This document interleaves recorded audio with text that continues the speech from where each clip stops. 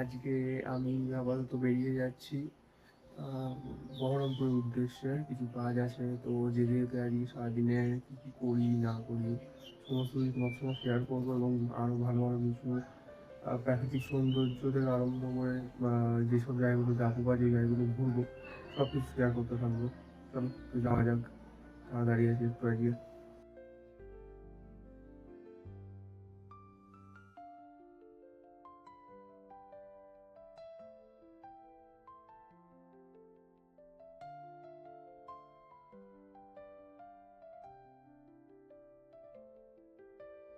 Guys, সবাই একবার শুধু দেখো বন্ধুরা, জাস্ট এই যে ব্রিজটার উপর দাঁড়িয়ে আছি, নদীটার নাম হয়তো আমি জানি না, বাট জাস্ট এখানকার যে ভিউ সেটা তোমাদের সঙ্গে শেয়ার করি জাস্ট।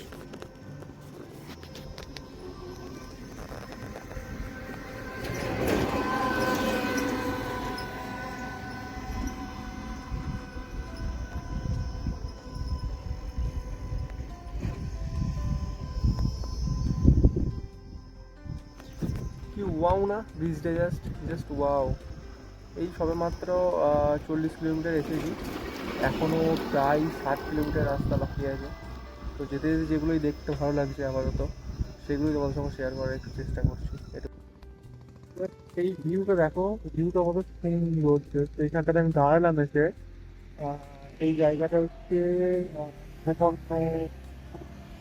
জায়গাটার নাম সেটা গভর্নমেন্ট যেতে পড়ে, এটা হচ্ছে ভিডিও আমাদেরকে দেখা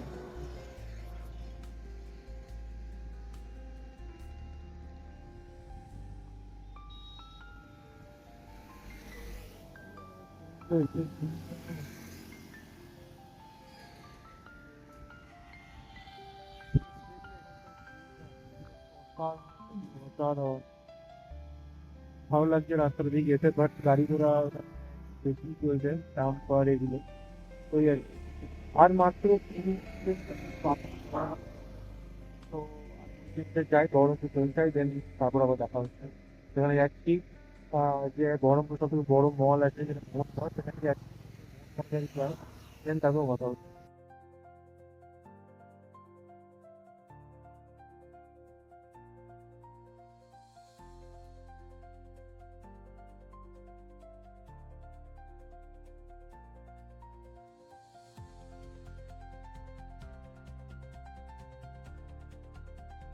আমি আপাতত 100 কিলোমিটার, প্রায় 100 কিলোমিটার অতিক্রম করে বা গাড়ি চালিয়ে বলা বাহুল্য পৌঁছে গেছিলাম সেদিন প্রায় 11টা নাগাদ বহরমপুর শহর। এবং আপাতত সামনে যে ব্রিজটা আমি বেরোচ্ছি, এটা হচ্ছে রামেন্দ্র সুন্দর ত্রিবেদী সেতু, যেটা আমাদের বাঙালি বিজ্ঞানী, সাধক, শিক্ষাবিদ আচার্য রামেন্দ্র সুন্দর ত্রিবেদীর নামেই নামাঙ্কিত করা হয়েছে। এবং এই ব্রিজটি বলাই বাহুল্য খাগড়াঘাট ও বহরমপুর শহরকে কানেক্ট করেছে, এবং এটা 12 নম্বর জাতীয় সড়ক, তার উপরে অবস্থিত। এখন এই ব্রিজটায় মোটামুটি বলতে গেলে গুডস ভেহিকেলের চাপ অত্যন্ত কম, কারণ বহরমপুর শহরের বাইরে শুনলাম 4 লেনের একটা বাইপাস করে দেওয়া হয়েছে। নাহলে এই ব্রিজটাই আগে, যখন অনেক আগে যখন আসতাম বা এসেছিলাম, তখন খুব ভিড় দেখতে পেতাম। তো এখন সেই ভিড়টা পেলাম না, তো ভালোই লাগলো।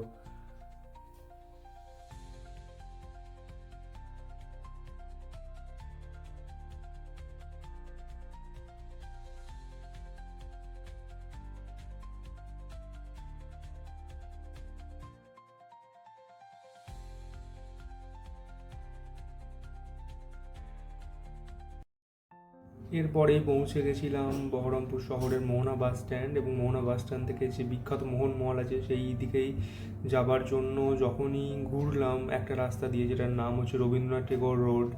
তো সেই রাস্তায় যেতে যেতে দেখলাম ডান সাইডে একটা বড় জলাশয়। পরে জানলাম সেটার নাম হচ্ছে লাল দিঘি, যেটা বর্তমানে নেতাজি সুভাষ সরোবর নামেও পরিচিত। এবং শোনা কথা কি 1764 সালে ব্রিটিশ ইস্ট ইন্ডিয়া কোম্পানি এই অঞ্চলে একটি সেনানিবাস স্থাপনের সিদ্ধান্ত নিয়েছিল। এবং বিশেষজ্ঞদের মতে কি সেনানিবাসের জন্য মাটি খোঁড়ার পর অবশিষ্ট গর্তে বৃষ্টি ও ভূগর্ভস্থ যে জল জমে এই দিঘির সৃষ্টি হয়, এবং খনন কার্য থেকে এই দিঘি থেকে প্রচুর লাল ইট ও লাল মাটি বের হওয়ার কারণে দিঘিটির নাম লাল দিঘি রাখা হয়েছিল। যদিও এটা আমি কিছুটা তথ্য নিয়েছি, সেখান থেকেই আপনাদেরকে জানালাম। এবং এটাও শুনলাম কি ব্রিটিশ আমলে নির্মিত শহরের যে আন্ডারগ্রাউন্ড ড্রেনেজ সিস্টেম এই লালদিঘির সঙ্গে যুক্ত ছিল। আর 1952 সালে এই লালদিঘি অঞ্চলে বহরমপুর বিখ্যাত নাট্যদল ড্রামা গিল্ড গড়ে উঠেছিল। বর্তমানে বহরমপুরের যে স্থানীয় যে পৌরসভা সেটাকে সুন্দরভাবে সাজিয়ে তুলেছে এবং এটা বহরমপুরবাসীর জন্য সন্ধ্যাকালীন একটা অত্যন্ত জনপ্রিয় জায়গা, যেটা ওখানকার মানুষের মুখেই জানতে পারলাম। এবং এইদিকে যেতে যেতে আরও কিছু দেখলাম, যেমন এখানে বলতে গেলে লালদিঘির ওই পারে কিছু স্ট্যাচু রাখা, দূর থেকে দেখতে পাইনি ঠিকঠাক কী রাখা আছে, বাট খুব সুন্দর লাগছিল আর রাস্তাটা খুব সুন্দর। তারপরে এখানে ক্ষুদিরাম স্ট্যাচুর পাশ দিয়ে পেরিয়ে ডান সাইডে ঘুরে সোজা একটা রাস্তা চলে গেছে, ওদিকেই গেলাম এবং বাঁ হাতে দেখলাম মোহন মল পড়ছে। তো যেতে যেতে সেই দৃশ্যগুলো আপনার সাথে একটু একটু শেয়ার করছি, আপনারাও দেখতে থাকুন।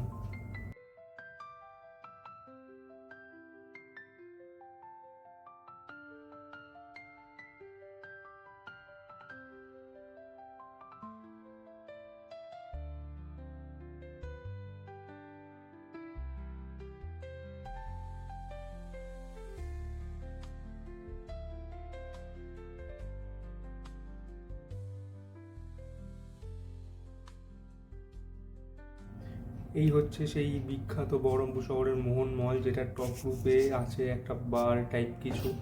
তো ফার্স্টেই সেখানে ঢুকে পার্কিংয়ে গাড়িটা পার্ক করে বাই লিফট উঠে গেছিলাম একদম 3rd ফ্লোরে, যেখানে আছে ফুড কোর্ট। তো সেটাই সবার আগে অ্যাক্সেস করে সেখান থেকে কিছু ড্রিঙ্কস নেওয়ার পর একটু খাবার নিয়ে চলে গেছিলাম বসার জায়গাতে এবং সেখানে খাওয়া দাওয়াটা সারার পর একটু মলটা কীরকম সেটা দেখার জন্যই একটু চারিপাশটা ঘুরে দেখলাম সামনে আইনক্সের সিনেমা হল আছে, তো সিনেমা দেখার সুযোগ হয়নি, কিছু কাজ ছিল। তো তারপরে আর কি করলাম সেগুলো দেখতে থাকুন।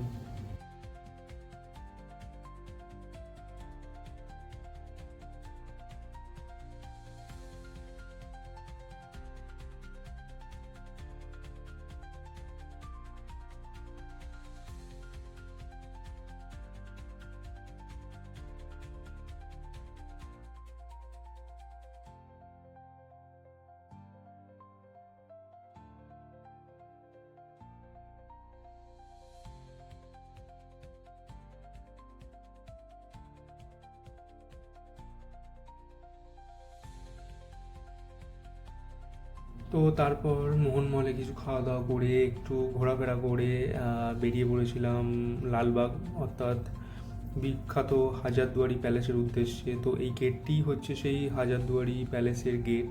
এবং যেতে যেতে দেখলাম গঙ্গার পাড় দিয়ে যখন যাচ্ছিলাম দেখলাম বর্তমান যে সরকার ছিল, সরকার বেশ সুন্দর করেই সাজিয়েছে জায়গাগুলো, খুব একটা খারাপ লাগছিল না। তো এরকমভাবেই একটু এগিয়ে যাওয়ার পর ডান হাতে দেখলাম একটা ওয়াসিফ মঞ্জিল, যেটা নতুন প্রাসাদ নামে পরিচিত, যেটা মুর্শিদাবাদের দ্বিতীয় নবাব ওয়াসিফ আলী মির্জা খান নির্মাণ করেছিলেন।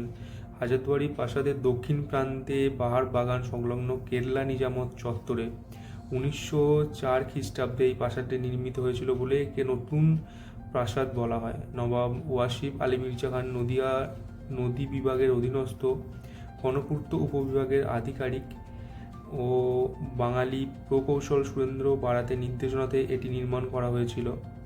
এই প্রাসাদটিকে নবাব তার নিজ বাসভবন হিসাবে ব্যবহার করতেন এবং এই প্রাসাদটি হাজারদুয়ারি প্রাসাদের দক্ষিণে এবং হাজারদুয়ারি প্রাসাদের মধ্যবর্তী নিজামত ইমামবাড়া দক্ষিণ জুরুদ মসজিদের ঠিক বিপরীতে এবং ভাগীরথী হুগলি নদীর সমান্তরালে নির্মিত। তারপর আমরা সোজা গিয়ে গেলাম হাজারদুয়ারির দিকে এবং দেখলাম এখানে একটা ছোট্ট মার্কেট অবস্থিত। মার্কেটে অনেক খাবার দাবারের দোকান দেখলাম। তারপরেই ঢুকে গেছিলাম হাজারদুয়ারির পিছন দিকে এবং এদিকে যেতে যেতে দেখলাম বাগানটা পুরো সুন্দর করে বেশ সাজানো। এবং এটি 1829 থেকে 1837 সালের মধ্যে নবাব নাজিম হুমায়ুনজার আমলে নির্মিত হয়েছিল। এখানে প্রায় 1000টি দরজা আছে, যেটা কথিত, বা তার মধ্যে 100টি আসল আর 900টি নকল বা কৃত্রিম। বর্তমানে এই হাজারদুয়ারি প্যালেস এএসআই দ্বারা নিয়ন্ত্রিত একটি বিখ্যাত জাদুঘর নামেই পরিচিত। এবং যেতে যেতে কিছু বাজার দেখলাম হাজারদুয়ারির সামনের এন্ট্রান্স গেট দিয়ে।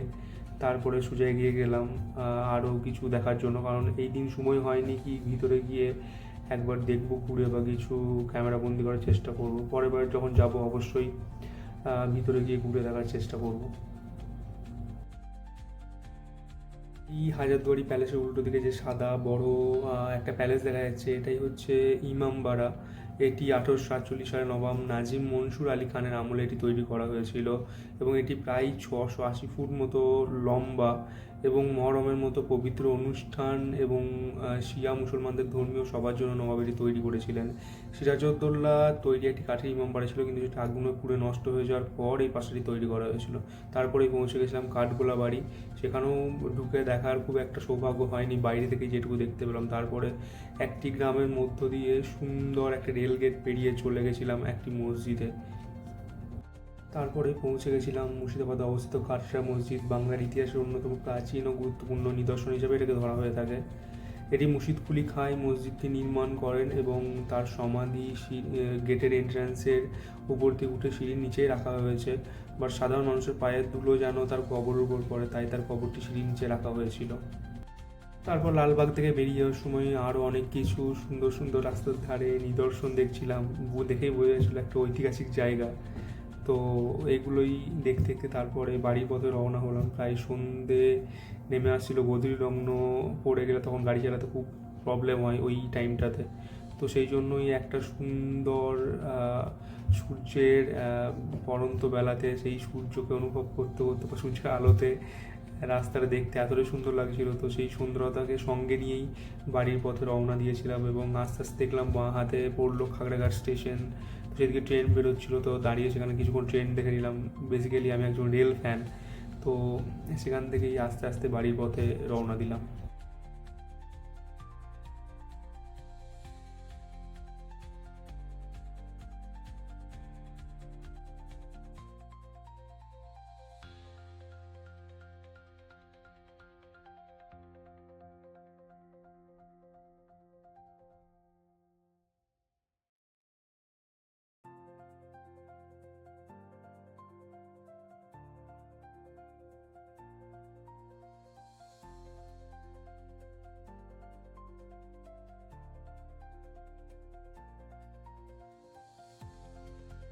তো রাস্তা দিয়ে আসছিলাম বাদশাহী রোড হয়ে, তখন এই রাস্তাটা কিছুটা এতটাই সুন্দর লাগছিল এবং বাঁ হাতে পাওয়ার হাউস পড়েছিল। তো সেগুলোকে একটু ক্যামেরাবন্দি করার জন্য বা স্মৃতি হিসাবে রেখে দেওয়ার জন্যই কিছু ভিডিও করা এবং সেগুলোই আপনাদের সামনে তুলে ধরার চেষ্টা করলাম। দেন প্রায় রাত্রি 10টা নাগাদ বাড়ি পৌঁছেছিলাম।